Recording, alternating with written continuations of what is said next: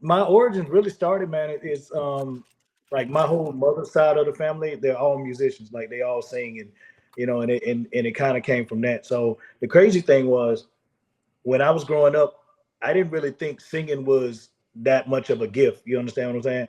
Like Hmm. so, because everybody around me could do it so easily. So when I would hear people sing in like in schools and in choirs and in things of that nature, and they couldn't hit the note or something like, I'm like, well, why can't they do that? I mean, like it's simple, just bada bing, bada boom. In my Yeah. mind, in my rudimentary mind, I wasn't really thinking that this was a gift from the Most High, and not everybody has that gift. So I'm just really downplaying my gift or whatever, man. And everywhere I go, I would just sing, and I'm like, oh, okay, what's the big deal?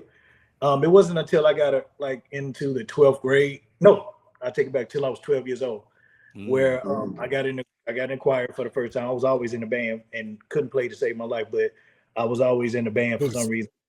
But because the band, you know what it was? Because the band challenged me. Singing Yeah. never challenged me, you know what I mean? Because it was always easy. So the band was like something that I had to learn how to do or whatever. So Gotcha. so my so one of the teachers heard me sing and was like, "Yo, you're going into the music." This has always happened ever since people found out that I could sing. I get taken out of one class and get put into the other. Like for high school, I had 4 music classes a day. Yeah. I feel you. Like the teacher, her name was Mildred Fawcett, man. She had me forego all of my elective classes that I need to graduate. Right? She was like, Right. "Nah, you're gonna stay in chorus. Like we're gonna go ahead and talk to the teacher, and we're gonna make sure that you get your credit or whatever. But you gonna stay your ass in choir all day." I said, Yeah. "Yeah." You know what I mean? Like, I was an easy Perfect. you know what I mean? But that's pretty much where it started. The middle school, it was Crawford Long Middle School in Atlanta, and me and Duran were, because we were the same age in the same classes or whatever. And when I met the dude, I met him in summer camp, but we went to school together.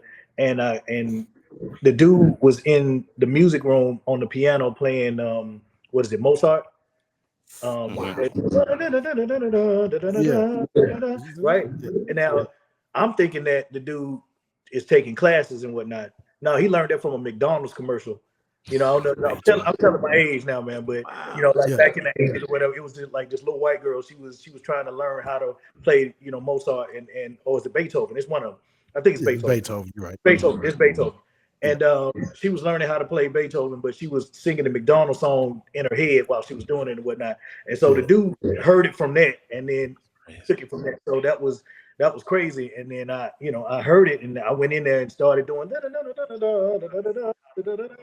so he knew I could sing and vice versa. I knew he could play. It's Beethoven. And so we learning how to play Beethoven, but there's a mean ass delay on it right now, It's the bro. delay or Sorry about that. Yep. yeah. Yeah, Fixed it. yeah. There it is. Fix it, Jesus. Yes, sir. Amen. So yeah, so he and I was like really what was the genesis of 112. Like we the seed was planted in our heads at that point that we felt like we could actually, do something. And we graduated, went to high school, and that's where we met um Reggie, AC, and y'all know we called him Gene at the time, but he's known as Slim.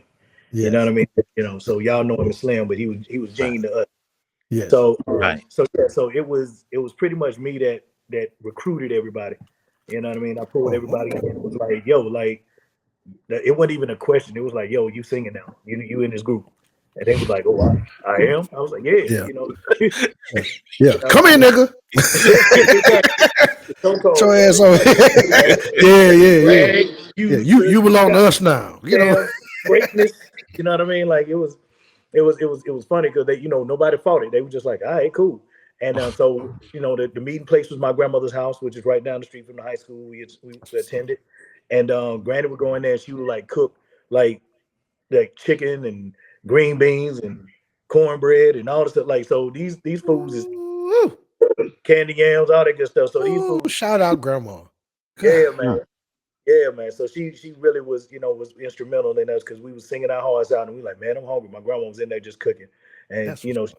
loving every minute of it or whatever. So that's pretty much was the genesis of 112. So after I recruited everybody, Yeah. after I recruited everybody, the two older dudes, Reggie and AC, they were older than everybody else. Like we were still in like junior and freshman, you know what I mean? And they were seniors. So they left and had to, get real, quote unquote, real jobs or whatnot. So we went looking for another member. And at the time, Q Parker was, he was also in the high school as well. And then that's how he got recruited, because we didn't want to do a 5-man group again. We wanted, we were doing Take 6 at that point. Like at that point, we were really big on Take 6 and whatnot. So we needed those 4-part harmonies and a lead, because we felt like that dissonance we didn't necessarily need, because it takes a real specific ear to hear that. Right. Yes, it does. Yeah. So the dissonance 7 and all. So it's kind of it's kind of weird, man. So we was like, you know what? They ain't gonna get all that, man. Like, let's just do a 4-man group.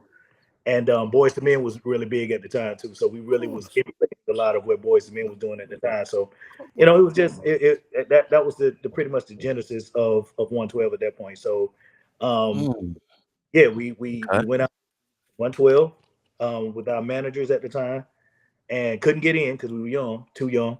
So as P. Diddy Puff was walking into 112, we was like, yo, bro, we want to sing for you, whatever. And he turned around, him and his people, they turned around and was like, all right, start singing.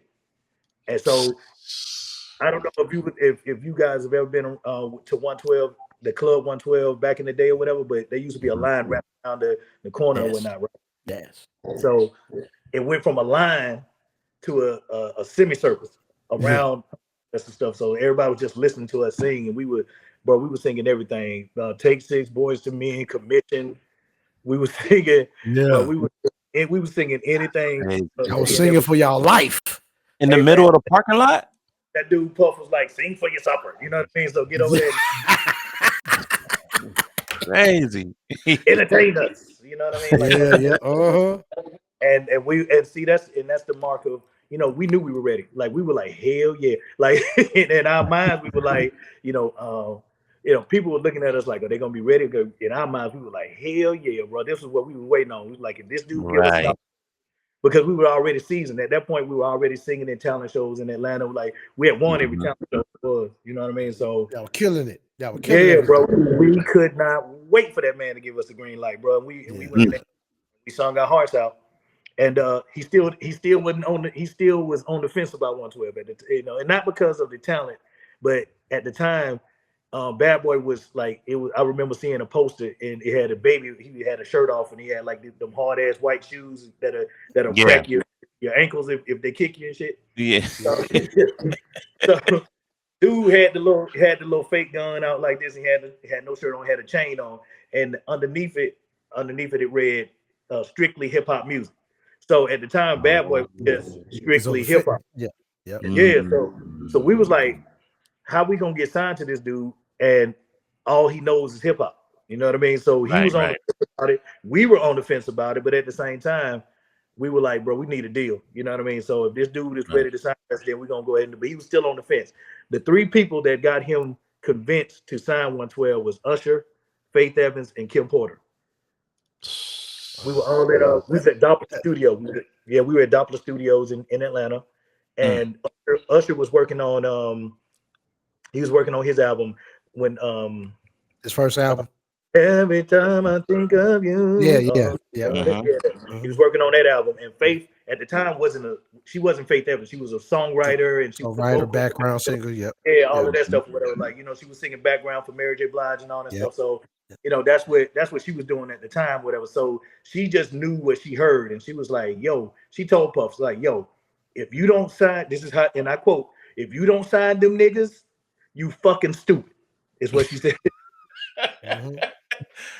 Direct. And she told the truth. She told the truth. Right. Shout out to Faith. Shout out to my